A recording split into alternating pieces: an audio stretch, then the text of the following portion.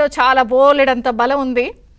అసలు బీజేపీకి మా అవసరం చాలా ఉంటుంది, ఆషామాషిగా ఉందా అని చెప్పి ఇట్లాంటి స్టైల్ ఆఫ్ థింగ్స్లో ఆయన మాట్లాడారు. ఆ రోజు సత్యమూర్తి గారు కూడా ఉన్నారు, ఇదే డిస్కషన్లో మేము మాట్లాడుకున్నాం లైవ్లో. ఇప్పుడు అవేమీ లేవు, పూర్తి స్థాయిలో రాజీనామాలు అనేది కంటిన్యూగా ఇచ్చేస్తున్నారు. ఇంకా వరుస ఉంది, బుజ్జగించినా కూడా ఆగట్లేని పరిస్థితి. రెండు టూ డిఫరెంట్ కాయిన్కి అదర్ సైడ్, అదొక సైడ్ ఇదొక సైడ్. మేము ఇంత అన్నారు, ఇప్పుడు ఏమీ లేదనేది పరిస్థితి.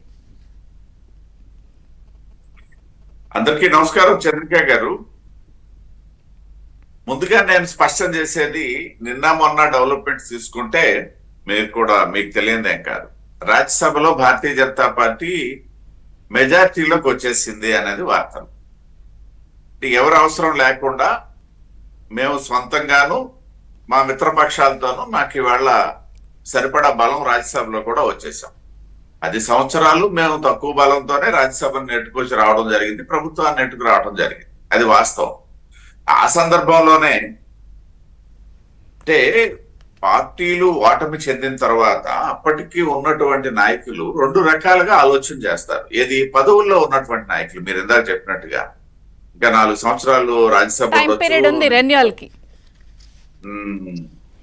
అంటే రెన్యువల్ అనేది మళ్ళీ వేరే విషయం. రెన్యువల్ అంటే మళ్ళీ రెన్యువల్ అవుతుంది, ఇంకా టైం ఉంది అంతే. పదవి విరమణకి 4 సంవత్సరాల టైం ఉంది, అంతవరకే. వాళ్ళకి మళ్ళీ రెన్యువల్ అవకాశం లేదు. ఎందుకంటే మళ్ళీ వైసీపీ వస్తుందా చేస్తుందా, మళ్ళీ వాళ్ళు రెన్యువల్ చేస్తారో లేదో, ఇవన్నీ కొంచెం. కాబట్టి వీళ్ళు 2 రకాలుగా మారుతుంటారు. ఒకటి, తీసుకునే వాళ్ళ తాలూకా అవసరాలు. నేను బోల్డ్ గా మాట్లాడుతున్నా ఇవాళ. చెప్పండి. గత ఎన్నికల తర్వాత 3 రాజ్యసభ సభ్యులు భారతీయ జనతా పార్టీలోకి వచ్చారు, తెలుగుదేశం పార్టీలో 4. అదే తెలంగాణలో 1, ఆంధ్రాలో 3. నేనేమంటానండి అంటే, ఆ రోజు కూడా మేము విమర్శలు ఎదుర్కొన్నాం, తెలుగుదేశం పార్టీ కూడా విమర్శని ఎదుర్కొంది. ఎవరి నుండి? వైసీపీ నుండే. కానీ ఆ రోజు ఉన్నటువంటి పరిస్థితి ఏంటనేసి అంటే, రాజ్యసభలో భారతీయ జనతా పార్టీకి సంఖ్యాబలం తక్కువగా ఉంది, ఒకటోది. రెండవది ఏంటనేసి అంటే, ఈ వెళ్ళినటువంటి వాళ్ళు కూడా వీళ్ళేదో ఆత్మరక్షణ కోసం వెళ్ళారు. నేను చెప్పాను అనమాట, 2 రకాలుగా వెళ్తుంటారు. ఒకటి, అవతల వాళ్ళ అవసరాలు, రెండవది వాళ్ళ తాలూకా ఆత్మరక్షణ. ఇవాళ వెళ్తున్న వాళ్ళందరూ కూడా ఆత్మరక్షణకి వెళ్తున్న వాళ్లే, కానీ ఆ వేళ వాళ్ళంతా ఆత్మరక్షణ కోసం మా దగ్గరకు వచ్చారని చెప్పేసి ప్రచారం చేసినటువంటి సందర్భం. ఎస్, డెఫినెట్ గా అడు వ్యవస్థలు నడవాలి. రాజ్యసభ అది ఒక ఏదైతే ఈ చట్టాలు గాని లేదా బిల్లులు గాని పాస్ అవ్వాలనేసి అంటే ఒక ఉన్నత స్థాయిలో ఉన్నటువంటి సభ. ఆ సభలో, లోక్సభలో ప్రజలు మ్యాండేట్ ఇచ్చారు. మ్యాండేట్ ఇచ్చిన తర్వాత 303 సీట్లు ఇచ్చిన తర్వాత రాజ్యసభలో మాకు చేత కాదని చెప్పేసి వదిలేస్తే అది రాజ్యాంగం అవుద్దా? అది రాజ్యాంగానికి సరిపడవుతుంది. లేదా ఇవాళ ఉంది, ఇవాళ మాకు కూటమి ప్రభుత్వం వచ్చింది, 154 సీట్లతో వచ్చాము, 164 సీట్లతో వచ్చాము. ఎమ్మెల్సీ ఏదైతే శాసన మండలిలో మాకు బలం తక్కువ ఉంది, కాబట్టి మేము ఈ ప్రజలు ఇచ్చిన మ్యాండేట్ ని విడిచిపెట్టేసి శాసన మండలిలో మీ ఇష్టం వచ్చినట్టు చేసుకోండి అని చెప్పి కూర్చోవాలా? ఇది ప్రజాస్వామ్యం అవుతా? ఇది ప్రజాస్వామ్యం అవుతా? కాదు కదా. మేము ఇవాళ శాసన మండలిలో ఉన్నటువంటి కొంతమంది న్యూట్రల్ పర్సన్, మా విద్యాసాగర్ గారు ముందుగా చెప్పినట్టుగా ఎలిగేషన్స్ ఉన్నటువంటి వ్యక్తులు అనేది తర్వాత ఆలోచన చేయాలా. ఎందుకంటే నేను పూర్తి తీసుకోము అని చెప్పడానికి కూడా లేదు ఇక్కడ.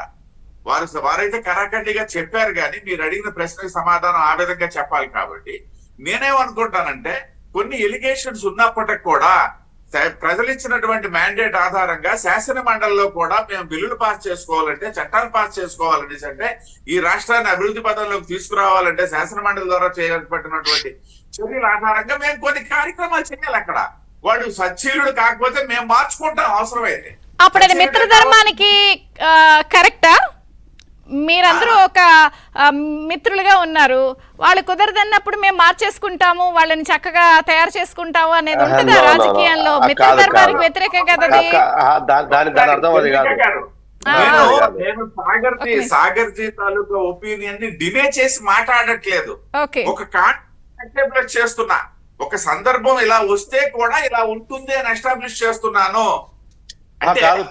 తిరుపతిరావు గారు ఆ ప్రశ్న ఏంటంటే, ఆవిడ అడిగేది మీరు బోల్డ్ గా మాట్లాడిన ముందే చెప్పి మాట్లాడారు కదా. నేను కూడా ఇందాక చెప్పాను, చిన్న చిన్న తప్పులు రాజకీయ కారణాలతో విభేదించాం కాబట్టి తీసుకోము అనడానికి మీనింగ్ లెస్ అంటున్నా. నేను కూడా అదే చెప్పాను. నేను కూడా తిరుపతి రావు గారు కూడా అదే చెప్తున్నారు. ఇక్కడ వ్యక్తిగతంగా ఉన్నటువంటి కేసులో వాళ్ళకున్న వ్యక్తిగత అవసరాల కోసం షెల్టర్ జోన్ కాదు. మీరు బాగా అర్థం చేసుకోండి, థిన్ లైన్ ఉంటది అక్కడ. గారు నేను ఇంకొక విషయం కూడా చెప్తాను. ఒక్క ఓటు సరిపోకపోతే నాడు 30 సంవత్సరాల కిందట వాజ్పేయి గారు వాజ్పేయి గారు ఎగ్జాంపుల్ అంటే కుదరదండి. నరసింహారావు డిమాండ్ చేస్తే అదే చేస్తాం. వాళ్ళ ఒక్క ఓటుతో వాజ్పేయి గారు దిగిపోయారని చెప్పేసి ఇవాళ మేము మా నాయకత్వం కూడా దిగిపోతే మేము అంగీకరించలేము. ఎందుకంటే ఆ రోజు మేము కార్యకర్తలమే, ఈ రోజు మేము కార్యకర్తలమే, ఆ రోజు భాజపా నాయకులమే, రేపు భాజపా నాయకులమే. కానీ మారినటువంటి కాలమాన పరిస్థితుల ఆధారంగా దేశాన్ని అభివృద్ధి పథంలో తీసుకెళ్తున్నటువంటి తరుణంలో ఇవాళ మా మోడీ గారు అలా చేస్తారనేసి మేము అంగీకరించలేము. ఆ రోజు వాజ్పేయి గారు చేసిన దాన్ని ఘనంగా మేము ప్రపంచంలో చాటి చెప్పుకున్నటువంటి కార్యకర్తలమే ఇవాళ అలా చేస్తామంటే మేము అంగీకరించలేము. ఏ విధంగా చెప్తున్నా, వీళ్ళు వెళ్లే వాళ్ళు కూడా 2 రకాలుగా వెళ్తారు. ఆత్మరక్షణ కోసమే ఇవాళ మా కూటమి దగ్గరికి గాని లేకపోతే కేంద్రంలో కూటమి దగ్గరికి గాని వచ్చినట్లయితే ఆ అంశం వేరే విధంగా చూడాలి. ఖచ్చితంగా ఆ రోజు ఇదే వైసీపీ టీడీపీ వాళ్ళని ఆ పాయింటే అంది, వీళ్ళ ఆత్మరక్షణ కోసం వీళ్ళు అట్నుంచి పంపిస్తున్నారని. నేను చెప్పాను కదా వాళ్ళ అన్ని మాటలు మేము పట్టించుకోలేదు. నేను బోల్డ్ గా ప్రస్తావించాను. ప్యానెల్ లో తెలుగుదేశం తాలూకా సీనియర్ స్పోక్స్ పర్సన్ ఉండగా కూడా నేను ధైర్యంగా ప్రస్తావించడానికి కారణం మా వైపు ఉన్నటువంటి చిత్తశుద్ధి. అది మాకు రాజ్యసభ నడపాల్సిన అవసరం ఉంది. అవసరం ఉన్నటువంటి సరే, ఇప్పుడైతే మీకు ఎంతమంది టచ్ లో ఉన్నారు, ఎంతమంది రెడీగా జాయిన్ అవడానికి వస్తున్నారు, ఏమేమి టచ్ లోకి వచ్చారు, ఏమన్నా 4 పేర్లు చెప్పండి. చంద్రిక గారు, నేను ఇంకొక బలమైనటువంటి కారణం కూడా చెప్తా.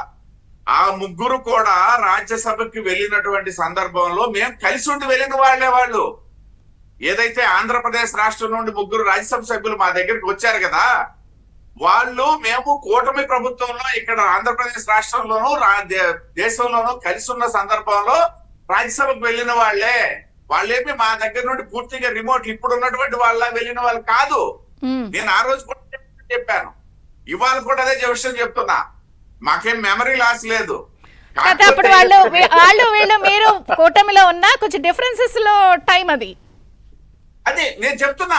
డిఫరెన్స్ అయ్యి బయటికి వచ్చినప్పటికి కూడా లైన్ కూడా ఉంది.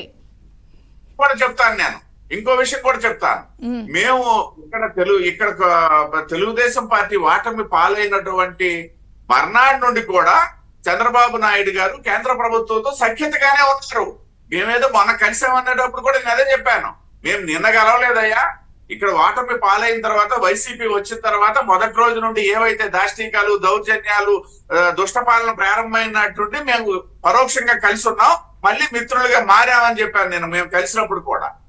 కాబట్టి సందర్భం ఏంటి, దాన్ని బట్టే మనం ఆ వ్యక్తుల తాలూకా వ్యక్తిగతమైనటువంటి జీవన విధానము, వాళ్ళు చేసినటువంటి తప్పులు, అది ఇప్పుడు కొంతమంది ఉంటారండి పార్టీ అధికారంలో ఉండేటప్పుడు నోరు మెదపలేరు, ఓటమి పాలైన తర్వాత వాళ్ళకి స్వేచ్ఛ ఉంటారు కాబట్టి ఇవాళ మాట్లాడతారు. అంత మాత్రాన మీరు వాళ్ళంతా అక్కడ ఉన్నారు ఇవాళ మాట్లాడతారని వాళ్ళని మనం ప్రశ్నించడానికి లేదు.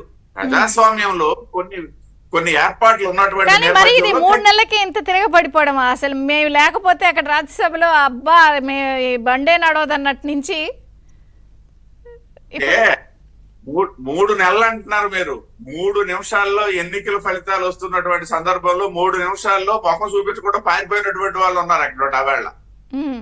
దాన్ని ఏమంటారు మరి? 3 నెలలు చాలా ఎక్కువ సమయం. 3 నిమిషాల్లో వెళ్ళిపోయారు. కరెక్టే. ఇక్కడే ఇంకొక పాయింట్, పూడి తిరుపతిరావు గారు, పొలమంట మీకు వాళ్ళకి జనసేనకు వచ్చేస్తే మీ బస్సులే చాలా ఫుల్ గా ఉన్నాయి, ఓవర్లోడ్ అవ్వదా? ప్రజాస్వామ్యంలో దీన్ని మీరెట్ట సమర్థించుకుంటారు? అందరూ మేము మార్చేసుకుంటాం